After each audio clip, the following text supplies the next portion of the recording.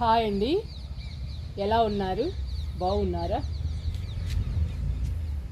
100 రూపాయల టబ్బులో గినసగడ్డ వేసానండి. అందులో తోటకూర మొక్కలు వచ్చాయి. గినసగడ్డ వేస్తే తోటకూర మొక్కలు ఎలా వచ్చాయో చూద్దాము.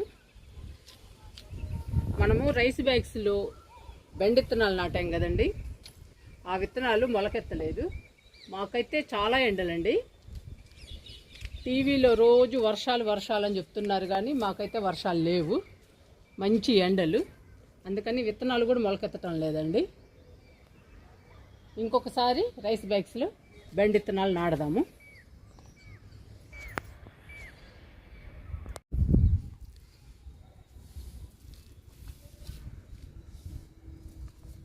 ₹100 టబ్బులు గినసగడ్డ నాటానండి. గినసగడ్డ నాటితే తోటకూర మొక్కలు వచ్చాయి. చూడండి అసలు ఎలా వచ్చిందో. తోటకూర టబ్బు నిండా వచ్చాయి. నేను ఇవి గినసగడ్డ మొక్కలని అనుకున్నానండి ఫస్ట్, కానీ చూసిన వాళ్ళందరూ ఇది గినసగడ్డ మొక్కలు కాదు, తోటకూర మొక్కలు అంటున్నారు. తోటకూర అంటున్నారండి ఇది. మరి నేను నాటిన గినసగడ్డ ఏమైందో ఇందులో తెలీదు. తోటకూర మాత్రం టబ్బు నిండా పెరిగింది. ఆ మిగతా టబ్బుల్లో కూడా అలాగే ఉందండి, సేమ్ దీనిలో ఉన్నట్టే. అందులో ఏమి గినసగడ్డ నాటలేదు, మరి అవి తోటకూరే కదా, అలానే ఉందండి ఇంకా సేమ్ ఈ టబ్బు నిండా. అందుకని తోటకూరే అనుకుంటున్నా నేను కూడా కన్ఫామ్గా. మరి గినసగడ్డ ఏమైందో చూడాలండి. నాటిన గినసగడ్డ ఏమైందో కానీ తోటకూర మాత్రం ₹100 టబ్బు నిండా వచ్చింది మనకి. ఇప్పుడు ఈ తోటకూర అంతా మనం కట్ చేసుకుని లోపల గినసగడ్డ ఏమైందో చూద్దామండి. నేను ఫస్ట్ టైం వేసానండి గినసగడ్డని. నాకు కూడా తెలియదు గినసగడ్డ గురించి, ఫస్ట్ టైం నాటాను. మన గార్డెన్లో కూడా గినసగడ్డని పండిద్దామని. గినసగడ్డ మా వైపు గినసగడ్డ అంటామండి, మరి మీ వైపు చిలకడ దుంప అంటారో, ఎర్రగడ్డ అంటారో, గినసగడ్డ అంటారో ఏమో తెలీదు. మా వైపు మాత్రం గినసగడ్డే అంటారు దాన్ని.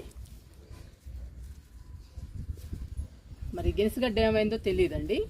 టబ్బు నిండా మాత్రం తోటకూర వచ్చేసింది. ఈ తోటకూరని ఇప్పుడు హార్వెస్ట్ చేద్దాము. చేసి అసలు లోపల గినసగడ్డ ఏమైంది, ఎలా ఉంది అసలు చూద్దామండి తీసి. లేదంటే మళ్ళీ మనం నెక్స్ట్ టైం నాటుకుందాము. అసలు ముందు ఫస్ట్ చూడాలి కదా ఎలా ఉందో ఏంటో. తోటకూర ఇంత ఎందుకు వచ్చింది, అసలు గినసగడ్డ మనం నాటింది ఏమైంది, ఇదంతా మనం తెలుసుకోవాలి కదా. ఫస్ట్ టైం నాటాం కాబట్టి గినసగడ్డని.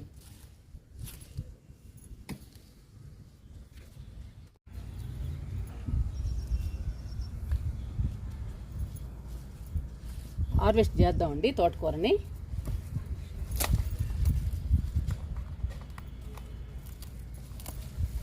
కట్ చేస్తున్నాను, అంతా కోసేద్దామండి.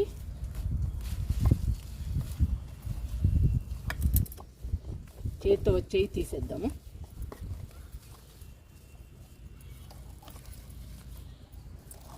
మనం కట్ చేసే కన్నా చేతితోనే వస్తున్నాయండి.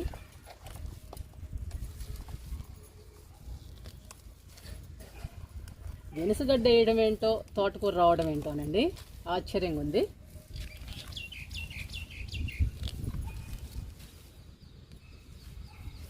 చూడండి,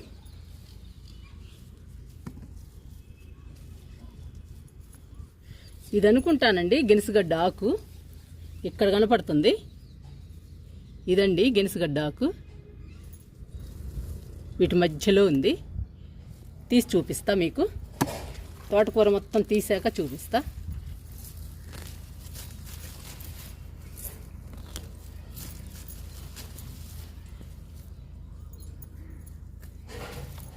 పెద్ద మొక్కలన్నీ తీసేద్దాము.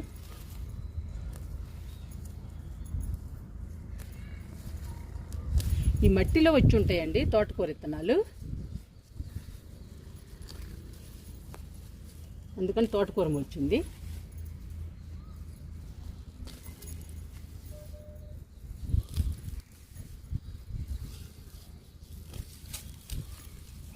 చూడండి మనకి ఎంత వచ్చిందో తోటకూర. ఇంకా ఉందండి, తీద్దాము.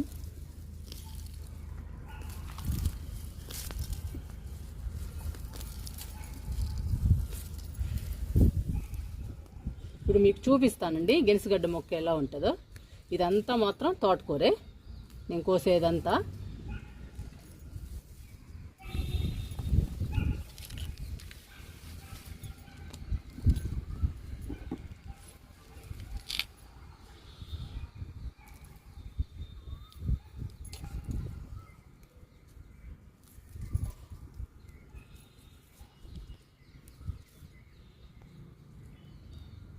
ఇదండి గెనుసుగడ్డ మొక్క, ఇలా ఉంటుంది.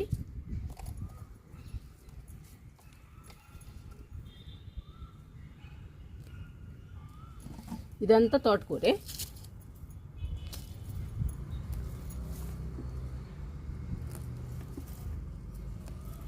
ఇదిగోండి మళ్ళీ ఇంకొకటి వచ్చింది. మనకి తోటకూర మొలవడాన గెనుసుగడ్డ మొక్క కనపడలేదండి ఈ తోటకూరలో.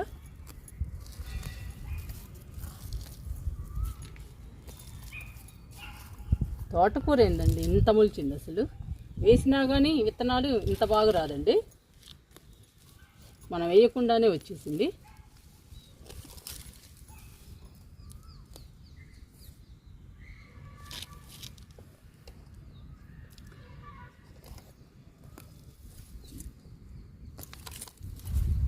టమాటా మొక్క కూడా ఉందండి ఇందులో.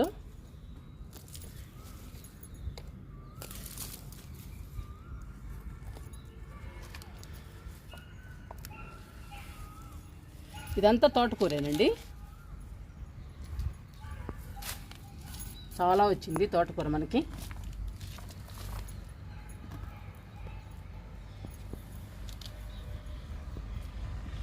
ఇదిగోండి ఇది టమాటా మొక్క.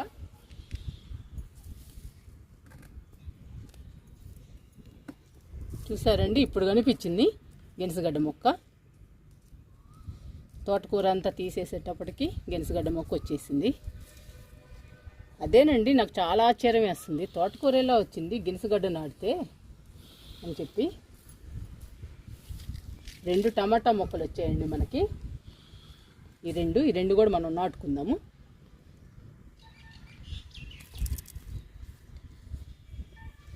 రెండు ఉన్నాయండి చూడండి, ఈ 2 గెనుసుగడ్డ మొక్కలే.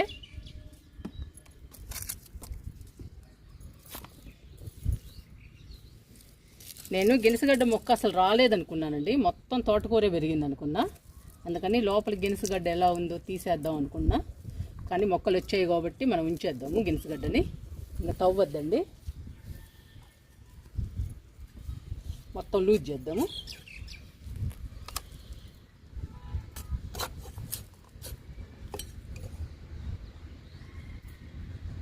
ఇవి 2 టమాటా మొక్కలు, ఇవి కూడా నాటుకుందాము.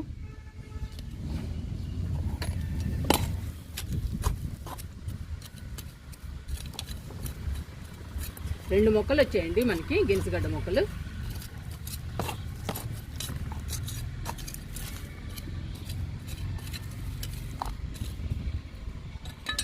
చూద్దామండి ఎలా ఉంటుందో. ఇంకా ఇలా అల్లుకుంటే కానీ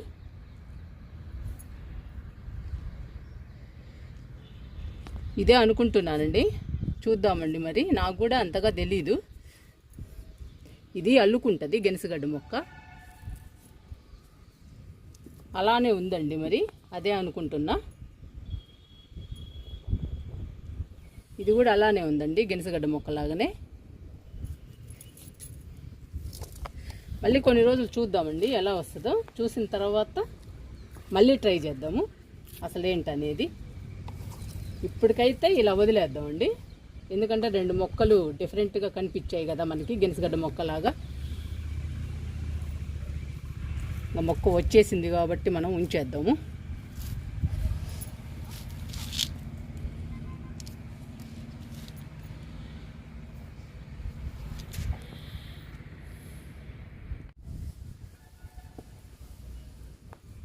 ఈ 2 టబ్బుల్లో కూడా ఉందండి తోటకూర, ఇది కూడా హార్వెస్ట్ చేసుకుందాము.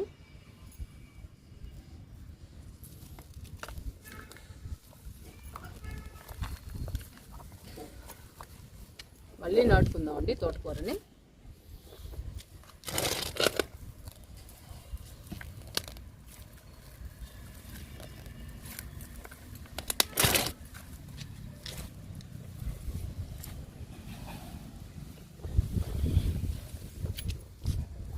చాలా వచ్చిందండి తోటకూర, చూడండి ఎంత వచ్చిందో.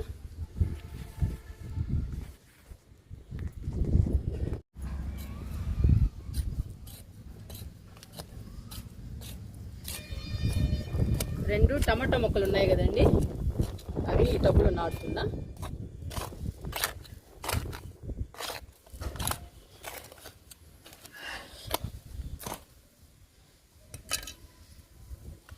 కొంచెం మట్టి తీద్దామండి.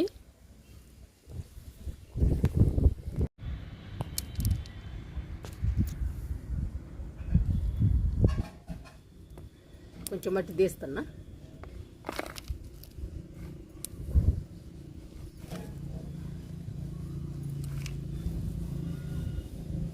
మరీ ఎక్కువ ఉన్నా కానీ వాటర్ ఇవ్వదు కదండి, అందుకని కొంచెం తీస్తున్నా.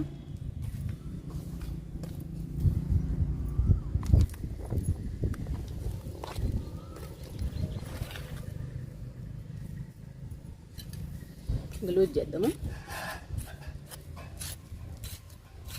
ఇది మంచిగా కలిపి పెట్టానండి మట్టిని. నేను టబ్బుల్ని మంచిగా కలిపి మట్టిని నింపి ఉంచుతానండి. మనం ఎప్పుడు కావాలంటే అప్పుడు మొక్కలు నాటుకోవచ్చు, విత్తనాలు కానీ మొక్కలు కానీ. అందుకని మనం ఫస్టే టబ్బుల్ని అన్ని రకాలు వేసి మట్టిలో టబ్బుల్ని నింపి పెట్టుకోవాలి.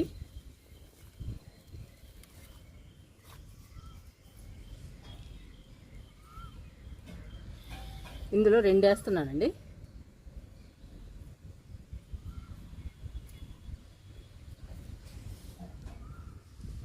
మనకి 2 మొక్కలు వచ్చాయి కదా, ఎందుకని వేస్ట్ చేయడం, ఎందుకు నాటుకుంటే మనకి టమాటాలు వస్తాయి.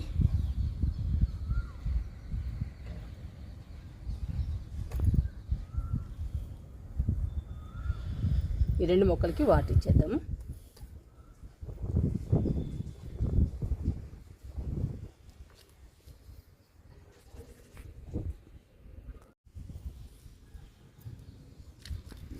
ఈ 2 మొక్కల్లో కూడా తేడా ఉందండి. సరే, ఈ 2 మొక్కలు అయితే ఉంచాను, ఏదైతే అది అవుతుందండి. కొంచెం పెద్ద అయినాక కానీ తెలియదు మనకి, అందుకని 2 మొక్కల్ని ఉంచాను. కానీ 2 మొక్కల్లో డిఫరెంట్ ఉందండి, ఉంచేద్దాము 2. టమాటా మొక్కలు నాటాను కదండి, వాటర్ ఇచ్చేద్దాము.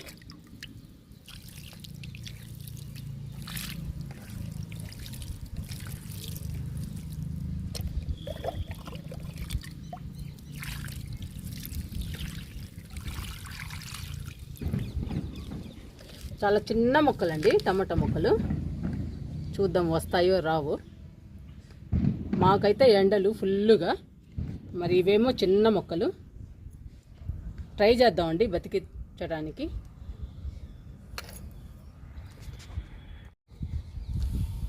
గెన్సుగడ్డ మొక్కకు కూడా మట్టిని లూజ్ చేశాను కదండి, వాటర్ ఇచ్చేద్దాము.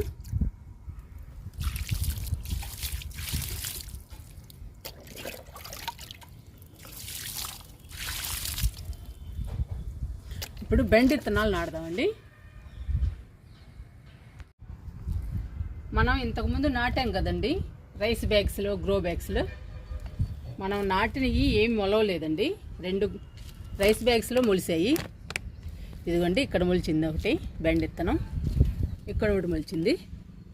ఇంకా మిగతా అన్నీ ఖాళీగా ఉన్నాయండి, మొలకలు రాలేదు. ఇప్పుడు వీటన్నిటిలో నాటుకుందాము మళ్ళీ.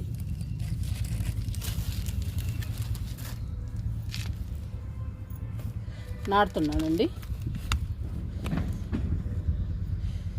3 వేస్తున్నా.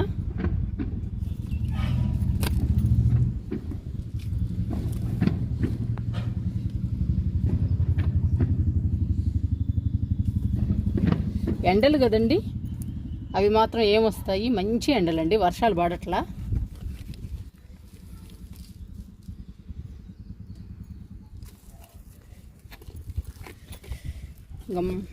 రాకపోతే మళ్ళీ మళ్ళీ నాటుకుంటూ రావాలి. అన్ని చోట్ల పడుతున్నాయండి, మాకైతే పడట్లేదు వర్షాలు.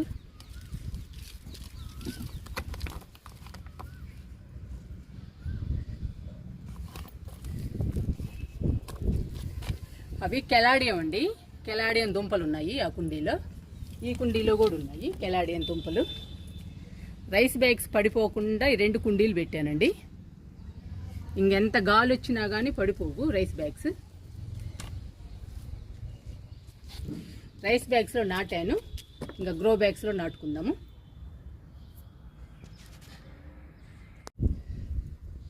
గ్రో బ్యాగ్స్లో నాటుతున్నాను.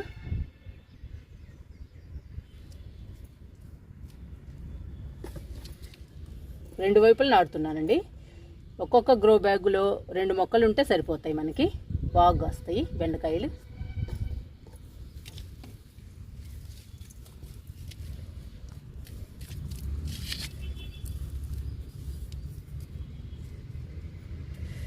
ఈసారి 3 వేస్తున్నానండి. 2 వేసినా కానీ రావడం లేదు విత్తనాలు. ఈసారి అందుకని 3 వేస్తున్నా.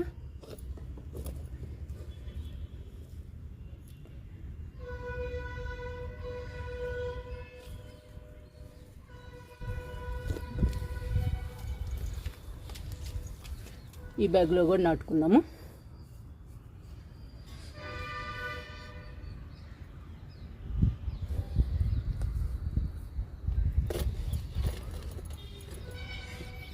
లాస్ట్ ఇయర్ బాగా కాసాయండి బెండకాయలు మనకి.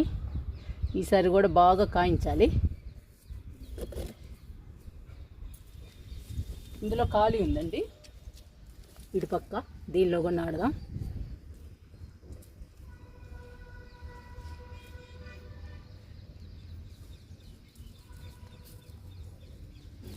చూడండి ఈ మొక్కలు ఎలా ఉన్నాయో.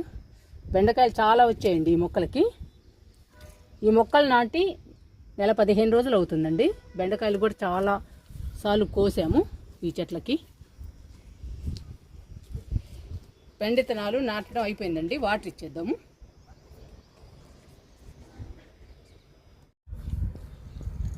ఎండలు బాగా ఉన్నాయని చెప్పాను కదండి. ఈ ఎండలకి మట్టి బాగా డ్రై అవుతుంది. అందుకని కొంచెం కోకోపిట్ చల్లుదాము. కోకోపిట్ చల్లితే కొంచెం తేమ బాగా అందుద్దండి మొక్కలకి. అందుకని అన్నిటికీ కోకోపిట్ చల్లుదాము.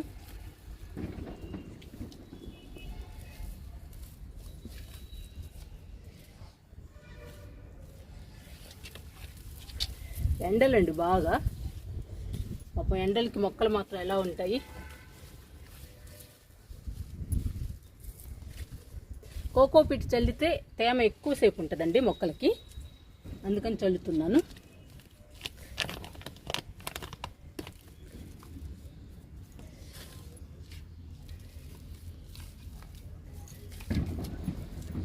అన్ని బ్యాగుల్లో చల్లుతున్నా.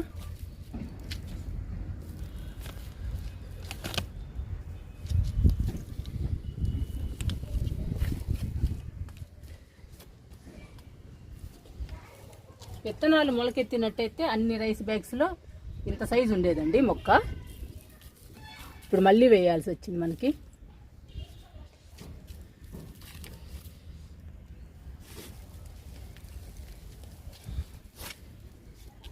గ్రో బ్యాగ్స్లో కూడా చల్లుదాము. చల్లేసి ఇంకా వాటర్ ఇచ్చేద్దాం.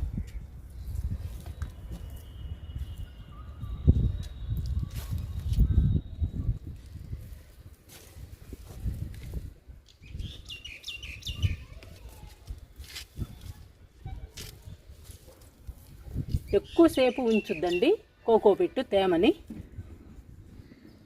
అందుకని చల్లుతున్నా.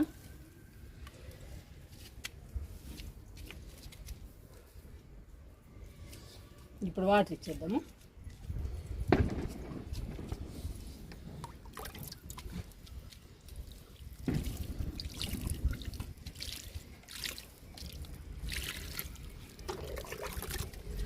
అన్నిటికీ వరుసలు ఇచ్చేస్తున్నాను.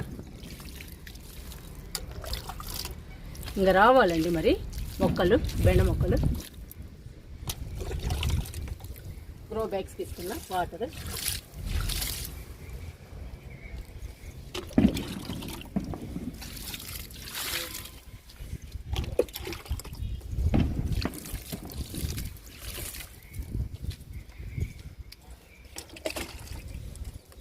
అన్నిటికీ ఇచ్చేస్తున్నానండి. ఇంకా